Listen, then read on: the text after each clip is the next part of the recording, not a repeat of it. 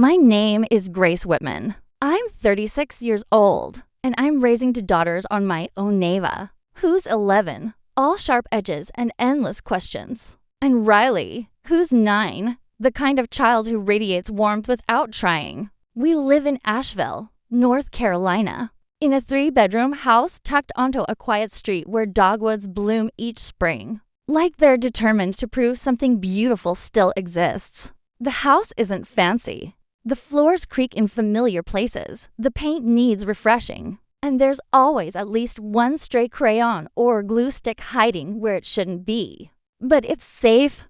It's ours. And after the years we've survived, I stopped chasing perfect and started fiercely protecting peace. 4 years ago, my husband Ben died in a car accident. He was driving to pick up cupcakes for Riley's 5th birthday, one of those ordinary errands. That should end with frosting on little fingers and candles flickering on a cake. Instead, it ended with a phone call that cleaved my life into before and after. I remember standing in our kitchen, listening to a stranger's voice explain the unexplainable, and feeling the world go impossibly quiet, like someone had reached inside reality and turned the volume all the way down. After that, it was just the 3 of us. We survived the way families do when survival is the only option, with mornings that felt impossible until we got through them, with tears I saved for the bathroom so my girls wouldn't carry the weight of my grief on top of their own, with dinners that weren't pretty but filled bellies and kept us moving forward.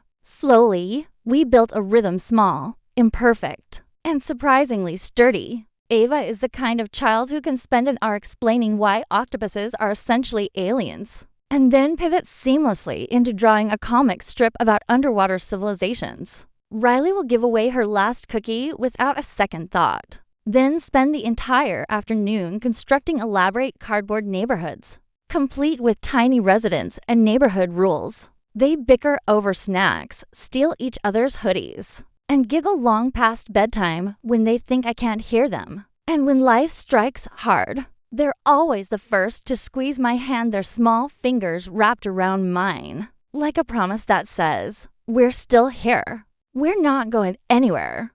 I wasn't looking for romance. Truly, I wasn't. It wasn't that I'd surrendered the possibility, it simply didn't feel like something missing from my life. But if you've ever carried an entire household on your shoulders, you know there's a quiet question that lives in the corners of your mind during the loneliest hours. Will anyone ever see me as more than mom?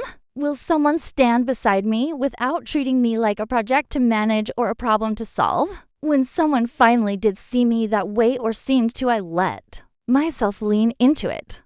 I didn't realize that letting someone in would become a battle to protect everything I'd built. His name was Ethan Caldwell. We met at a regional small business summit, one of those networking events with adhesive name tags, lukewarm coffee, and people smiling with practiced enthusiasm. Ethan was on stage delivering a talk about adaptive leadership, and I was there representing a design firm I contract with. During a break, we ended up side by side at the coffee station, making the kind of polite small talk that usually dies within 2 minutes. But it didn't die. It grew.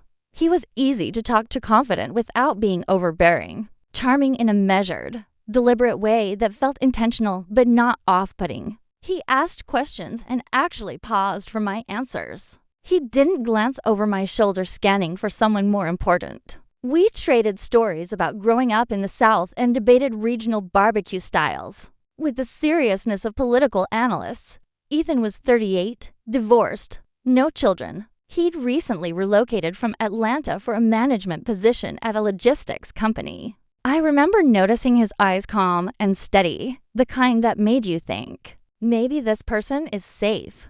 After a few more encounters at networking events, he asked me to coffee. I said yes, not because I'd pinned any grand hopes to it, but because I wanted to remember what it felt like to sit across from another adult and discuss something beyond lunchbox logistics, school emails, and pediatric appointments. Coffee turned into dinner. Dinner turned into evening walks. And then one night, he said something perfectly absurd, so unexpectedly timed that I laughed from somewhere deep in my chest. The kind of laugh you don't manufacture. The kind you forget you're capable of until it escapes.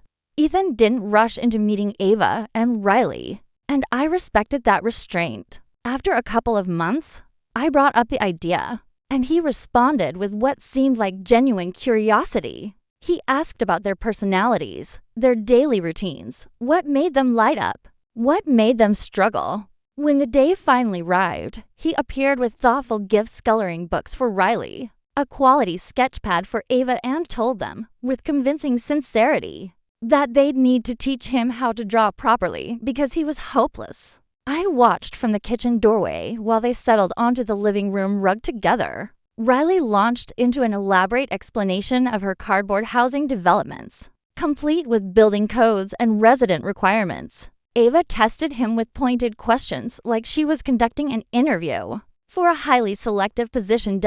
And for one suspended moment, I allowed myself to imagine it. A future with someone who could fold into our little world without trying to rearrange its furniture. He remembered Ava's spelling test dates. He asked about Riley's dance recital. Once, I caught him scrolling through parenting articles on his phone when he thought I wasn't watching, and it made something warm unfold in my chest. Back then, I thought, he's really trying. Now I understand something I couldn't see then. Effort and genuine intention aren't always the same thing. The first warning sign didn't arrive like a siren. It crept in quietly disguised as helpful observation. One evening after dinner, Ethan was drying dishes and surveying the dining room like a real estate appraiser, evaluating a property. He nodded toward a corner cabinet and said casually, "This place has good bones. But if we opened up that wall removed, that cabinet, you'd gain so much more breathing room." I laughed and explained that cabinet was essentially a museum of my daughter's childhood, glitter-covered art projects, popsicle stick picture frames, small handprints preserved from preschool. He smiled, but something sharpened in his voice when he replied, "Well, we could always start fresh." Start fresh. 2 words that landed wrong in my chest. After that evening, the suggestions kept surfacing. The living room felt too busy. The bean bags should be replaced with a proper sectional. Ava's hand-painted bookshelf, the one she decorated herself at 7, could be repainted something cleaner, more neutral, more adult. He delivered these observations like he was being supportive, like he was doing me a favor by pointing out problems I'd somehow missed. But it didn't feel like improvement. It felt like erasure. I told myself I was being oversensitive. People have preferences. People redecorate. It's completely normal. Then Ethan started mentioning his brother, Travis.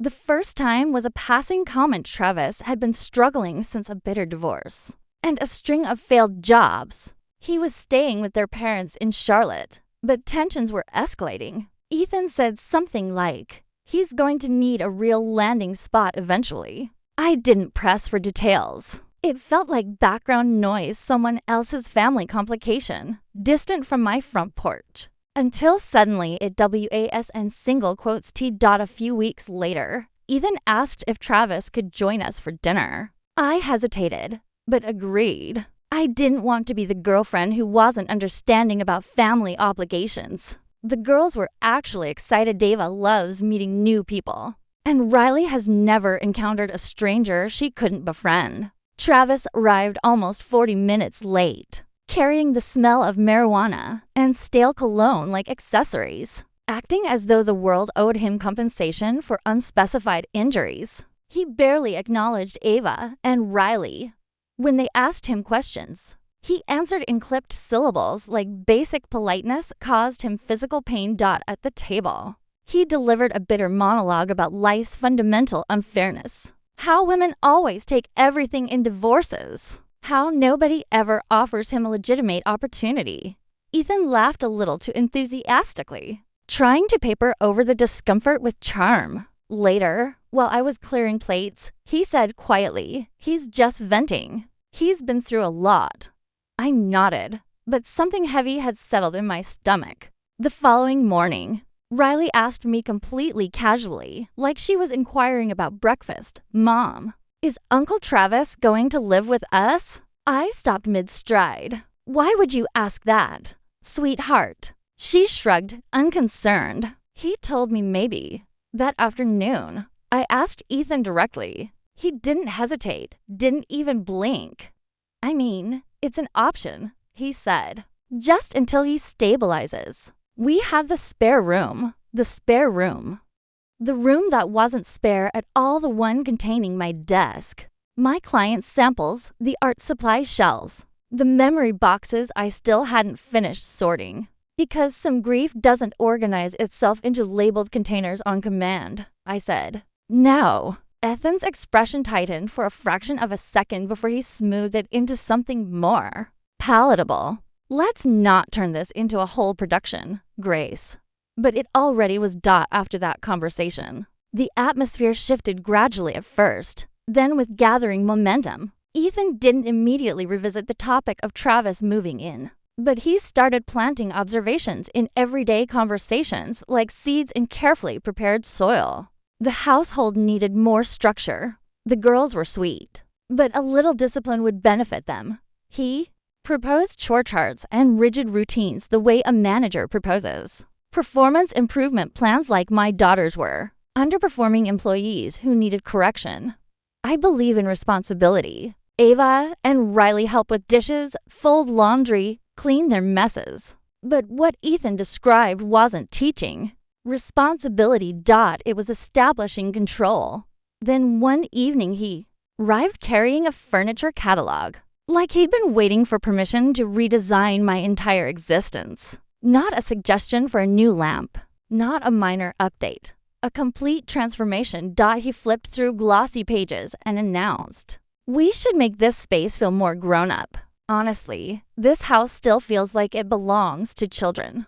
I stared at him, then at the framed drawings covering the walls. The beanbags that had absorbed years of movie nights and whispered secrets. Riley's elaborate Lego hotel she refused to dismantle because, in her words, the guests are still checking in. And I said, carefully measuring each word, it belongs to them. And to me. He frowned, genuinely puzzled by my resistance. It just feels chaotic. I want a place where I can actually relax. That was the first moment I saw it with absolute clarity. My home wasn't chaotic. It was lived in. It was loved. And what he dismissed as chaos was evidence that too. Remarkable children had survived something no child should have to. Survived. Then came the moment that turned my blood to ice. One morning, while I was preparing breakfast, Ava asked, "Mom, what exactly is boarding school?" I froze with a butter knife suspended in my hand. "Why are you asking about that?" Ethan, standing at the counter like he was discussing something as innocent as summer camp, said, "It's this amazing school some kids attend. Lots of activities. Beautiful campus. Some of them look like castles." The oxygen left my lungs. That night, after the girls were asleep, I confronted him, calmly, quietly, controlling my voice because I thought it might keep my heart from shattering. He didn't deny anything. Instead, he leaned forward like he'd been anticipating this opening. "I've been thinking about the long term," he said. "They're getting older. Boarding school could provide them with structure, independence, an exceptional education." I stared at him. "And why is this suddenly being discussed in my home?" He hesitated just long enough for the truth to surface, then said it anyway. "It would also free up space. If Travis moves in, he'll need a room." I felt the words like a physical blow. He was telling me without shame or hesitation that the solution to his brother's situation was removing my daughters from their own home. My daughters, the two girls who had held my hand through impossible grief, who had helped me rebuild a life piece by careful piece. He mistook my stunned silence for uncertainty and attempted to sweeten the proposition. "It wouldn't be permanent," he added quickly. "Just a few years. Travis needs stability, and you and I could have real time together. Travel. You deserve that, Grace." I no longer recognized the man sitting across from me. Or perhaps I was finally seeing him accurately. "You want me to send my children away," I said slowly. So your adult brother can occupy their bedrooms. Ethan exhaled with obvious frustration, like I was being deliberately obtuse. Grace, you're not seeing the bigger picture. This is about building a future for all of us. All of us, except Ava and Riley, except the only two people who never left.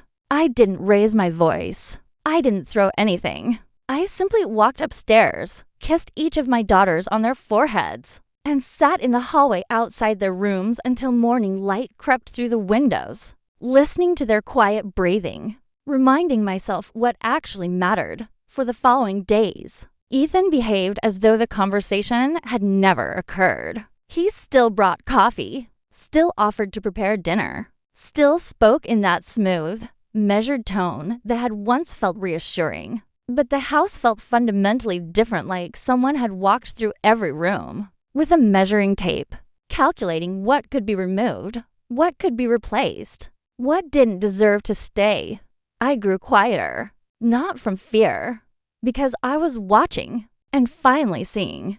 Then one evening after dinner, he set down his fork with deliberate precision and said, "We need to talk." His voice was composed the same tone he used on professional calls, polished, strategic.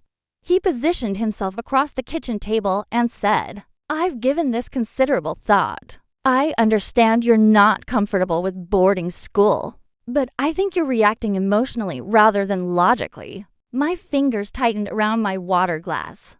"You've been doing this alone for years, Grace."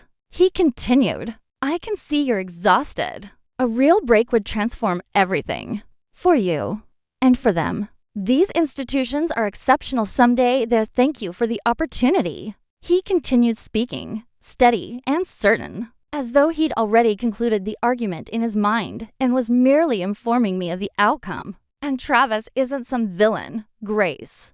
He's just stuck. He needs a reset. We can be the ones who provide that, but not with the current arrangement. It's not sustainable. This house is simply too full. Too full, as though my daughters were cluttered to be cleared away." Then he delivered it clean, polished, clearly rehearsed. The way someone delivers a decision they've already made on your behalf. If we're going to continue moving forward, if we're genuinely going to build the life we've discussed, I need you to meet me halfway. Either the girls enter a program that works for everyone, or we need to reconsider everything.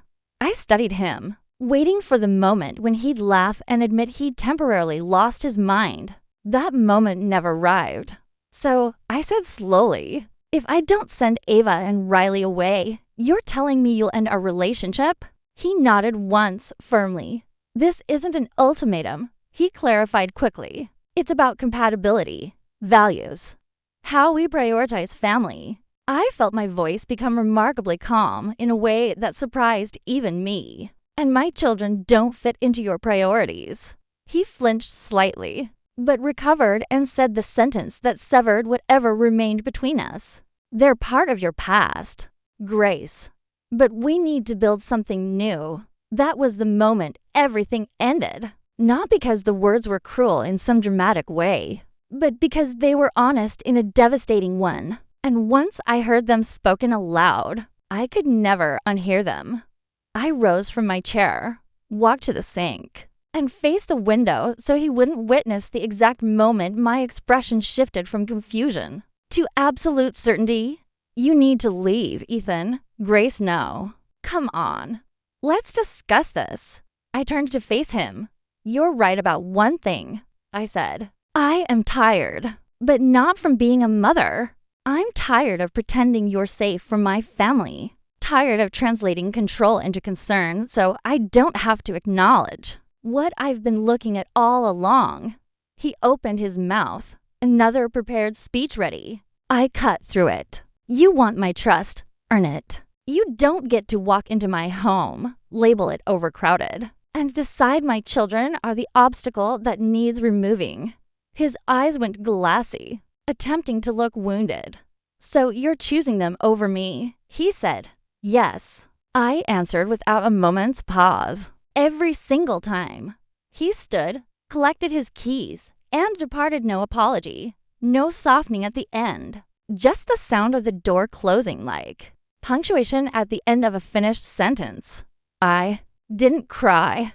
I sat at the kitchen table he'd called too childish and traced my fingers over the stickers Riley had pressed into the wood years ago. One of them read, "My family is my forever." She wasn't wrong. And no boyfriend, no fiancé, no charming man with pressed shirts and calculated plans was ever going to make me forget that truth. The days that followed were quiet. Not the gentle quiet you earn after a satisfying day. The other kind, the hush that descends after a storm passes. When the air still carries electricity and you keep bracing for thunder, even though the sky has cleared. Ethan texted once, "I hope you reconsider. I'm still here." I didn't respond. Instead, I redirected every ounce of energy back to where it had always belonged. We got ice cream on a random Tuesday simply because we could. Ava taught Riley how to draw cartoon faces. And Riley laughed so hard she snorted, then made me promise not to tell anyone, which naturally meant I told Ava immediately. We declared one evening popcorn dinner night, curled up in our pajamas, and watched an old movie while the girls provided running commentary like professional film critics. Gradually, the house warmed back to itself. Still, I needed a clean ending, something definitive. Not for Ethan's benefit. For mine. So I asked him to come by one final time. He arrived like a man auditioning for redemption. Crisp button-down shirt, bottle of wine. Flowers ranged like a price-tagged apology. The entire performance felt rehearsed and hollow to calculated. Too late. We sat in the living room, surrounded by the exact evidence of childhood he'd wanted to erase from our lives. "I just want to talk," he said. "I wanted to see you." We both said things we didn't mean. I meant every word I said. I replied. He blinked, unaccustomed to women who didn't soften their edges for his comfort. I've had time to think. I continued. "So let me be absolutely clear. There is no future nun where my daughters get sent away to make room for your brother. That reality doesn't exist." He started to interrupt. I raised my hand, gentle, not angry, final. "You said you want to build something new," I told him. "Go find someone who wants the same blueprint you do. But I'm not demolishing a home I fought to keep standing, just so you can feel more comfortable inside it." His expression hardened. "You're throwing away what we could have had." I stood and walked toward the door. "No," I said. "I'm protecting what I already have." There was a long, waited pause, and then his carefully constructed facade slipped just enough for me to glimpse what lived beneath it. "You're making a mistake," he said, bitterness leaking through. I held the door wide open.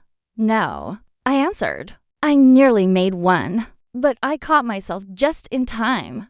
He stared at me like he was looking at a stranger, and perhaps he was. Because the version of me he preferred was the one who questioned herself constantly, the one who explained, apologized, negotiated her boundaries down until they became manageable for someone else. That woman had vanished. He walked out without a word of farewell. I closed the door, and this time it stayed closed after Ethan disappeared from our lives. There was no dramatic aftermath, no screaming voicemails or public confrontations. Just space. And inside that space, something I hadn't experienced in years began to emerge quietly, steadily. Genuine peace. Not the fragile kind that depends entirely on another person's mood. The kind that settles into your bones when you finally stop bargaining with your own instincts. A few weeks later, I took the girls to the Outer Banks for a long weekend. Nothing elaborate, just a modest rental near the dunes with sandy floors and mismatched coffee mugs. We walked the shoreline collecting shells, ate grilled cheese sandwiches at a weathered roadside cafe, and constructed sandcastles using plastic cups because we'd forgotten to pack the bucket. That first evening, wrapped in blankets and listening to waves collapse against the shore, Riley leaned her head against my shoulder and whispered, "I'm really glad it's just us again." I pressed a kiss to the top of her head. "Me too, baby." When we returned home, I entered the spare room, the room Ethan had mentally surrendered to Travis, as though the transfer was already complete, and I transformed it. Not out of spite, out of truth. We cleared everything out, painted the walls a soft lavender, and hung strings of warm lights. I created a reading corner for Ava with oversized pillows and shelves for her science books and comics. I arranged an art station for Riley with a child-sized table and bins for her cardboard construction empire. That room became a declaration, not a space awaiting compromise, a space declaring belonging. Ethan reached out one final time about a month later. He asked if I regretted my decision. I never replied, because the honest answer required no elaboration, not for a single moment. People assume revenge must be loud, doors slamming, threats delivered, dramatic proclamations of future regret. But sometimes revenge is profoundly quiet. Sometimes it's simply refusing to shrink.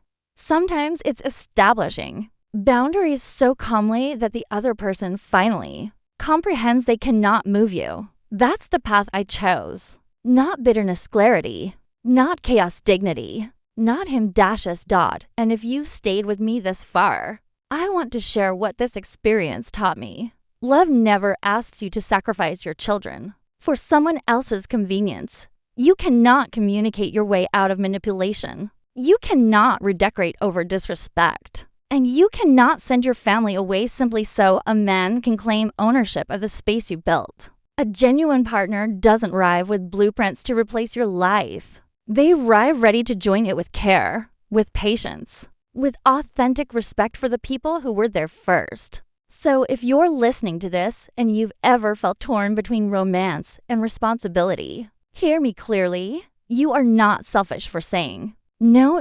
You are not too much for protecting your peace. You are not dramatic for trusting your instincts.